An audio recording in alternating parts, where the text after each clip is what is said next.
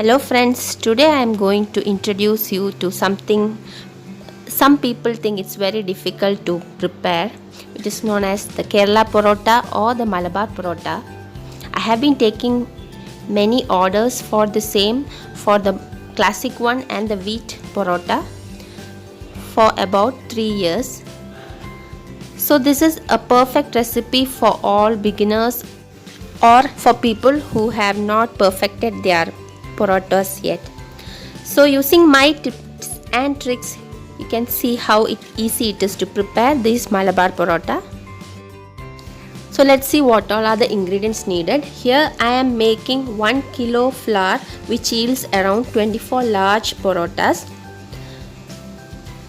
So here these are the ingredients. Here I have 1 kg of plain flour or maida we call it. Here I am using unbleached plain flour available in Singapore. Then I have 2 large eggs. The classic ones uses egg. There is another recipe which does not use egg.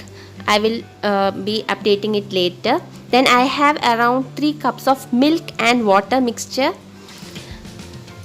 Then I have 1 tablespoon of sugar and 2 teaspoons of salt, and here I have 2 pinches of baking soda. It is optional, but if you add, it gives a good stretch, but if you add more, it is very dangerous and it will leave out a bad smell to the parota and turns it into yellow in color. Then here I am using sesame oil. You may use any neutral oil like sunflower or any oil which you like, but here I am using sesame oil which my mother used to make. This is very flavorful. You can give it a try if you have not tried it before. Then into a large mixing bowl, add in the flour, salt and sugar, followed by the baking soda. Just 2 pinches of baking soda. Then give the dry mixture a good mix so that it evenly distributes. Okay, now I am using a mixture of milk and water. You may use only milk alone. Then I am adding around 2 cups of milk and water mixed and adding in the 2 eggs. We will add the liquid contents slowly. You must not make the dough too sticky. So if you make your dough too sticky, what happens is you won't get the layers. So that is one important point to note. Don't make it too sticky. Now I am adding half more cup of the milk and water mixture. So total I took around 1.5 cup of milk and 1 cup of warm water. So I mixed it and formed it into a solution. So this is the one that I used to. Now if you want, you may add more water. Okay, you get a sticky dough like this, but it is not too sticky. You must add water very little at a time. So starting with 2.5 cups you are going to need it. Now adding around 1 or 2 tablespoons of water and giving it a good mix. So the consistency we are looking for is a bit more looser than the chapati dough. It must not be too sticky and too moist. What will happen is you won't get the final layers. Now after kneading for 5 minutes, I added around few tablespoons of the sesame oil. I am kneading for around total 5 minutes like this in the pan.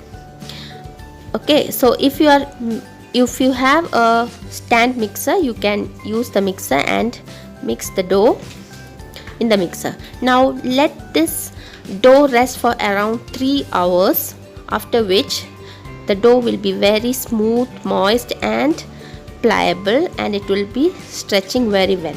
So now I am going to divide the dough into 24 pieces. I have greased a tray with the sesame oil, and I am going to pinch the dough like this. You press it between the fingers, thumb and the index finger. You will press and it will come up like a ball, which you will place in the tray. Now I am going to divide into 24 pieces. Usually 1 kilo, I usually make 24 pieces. That's the perfect size. If you want smaller parotas, you can make up to 30 pieces with the same dough. So it was for an order. I am preparing this 24 large parotas, Kerala parota. So once it is divided, I will dust with more flour and drizzle some sesame oil on top and cover with cling wrap.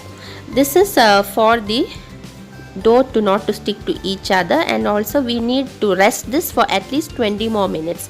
So total 3 hours of resting plus 20 minutes of extra resting of the dough. Now in a bowl, take around a half cup of plain flour. I will be making a slurry of plain flour and oil. If you are making small quantity, you may use oil and flour separately. Here usually I do this way. I add in oil to the flour and make a paste or a slurry like this, and I am taking extra oil in another bowl. So if you are making like small quantity of few parotas, this procedure can be omitted. Since I usually make large batches, I do it this way. So I am rolling out one parota dough like this using a rolling pin very thinly, and I will apply the oil and flour mixture. This oil and flour mixture will allow for the layers to be flaky after frying. So here I am taking up and the dough so that it stretches more, and I will roll it like this way. So on to the third one. Roll out, apply more oil on the table. You may use a good marble or a granite countertop, it's more easier. Apply the flour and oil mixture and flip it like this way and just roll it and make a ball like this. So here I'll be taking up 6 dough at a time because I am going to fry in 3 pans. I'll be frying in 3 each. So first I will prepare 6. I am not going to roll out the full batch of 24. I will fry 3 at a time. When 6 dough are ready, I will fry 3 at a time. So you will see how I am going to do it. This is the way of doing. So this will speeden up the frying and the rolling process at one go. So for me, around 1 kilo will take around 1 to 1.5 hours of total frying and flipping. Maximum 1 hour, not more than that. Then cleaning will take another 30 minutes.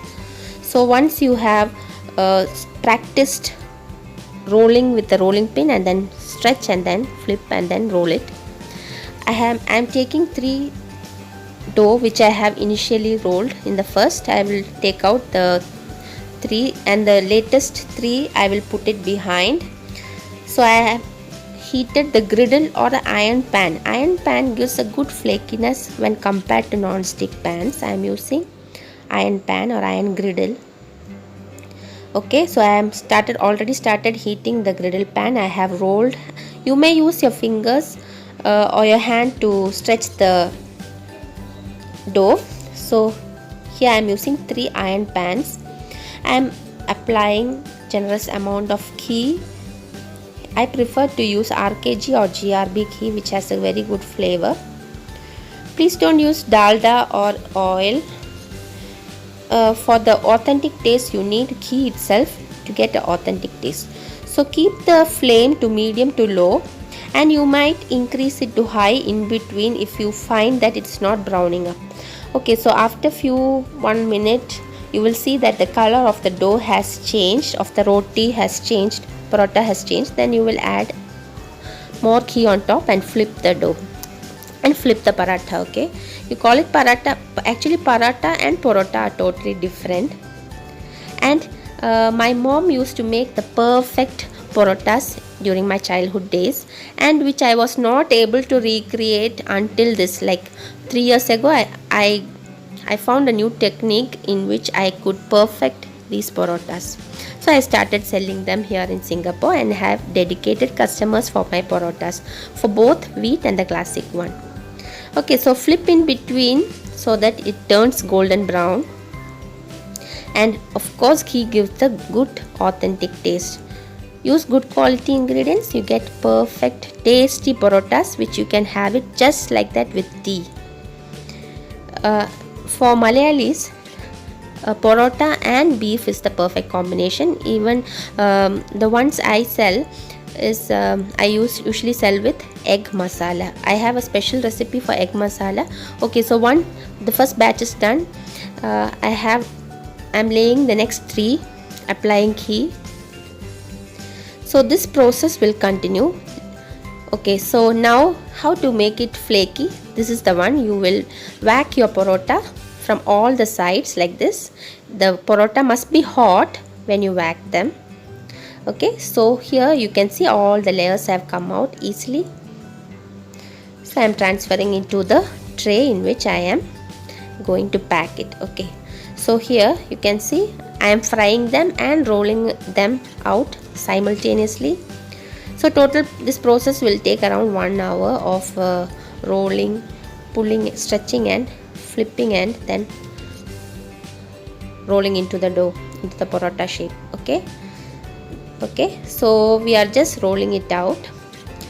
Okay, for the wheat parota, you might ask, is this the same recipe? No, there are slight modifications which I have done, and this recipe has been developed by me so that I get perfect results each time. Okay, so these an adult can have up to 3 or 4 maximum parota, and kids usually take up to 1 because these are quite large parotas. Okay, so the next batch is done. I will flip it, and this one I have rolled and I am adding into the frying pan. Since I have only one camera, this process I have to switch in between. Okay, so again whack the parotas when they are still warm.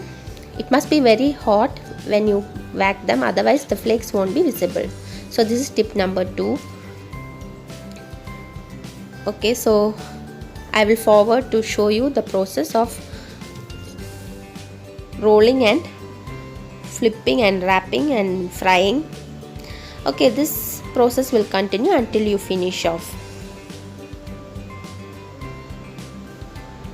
You can see the process.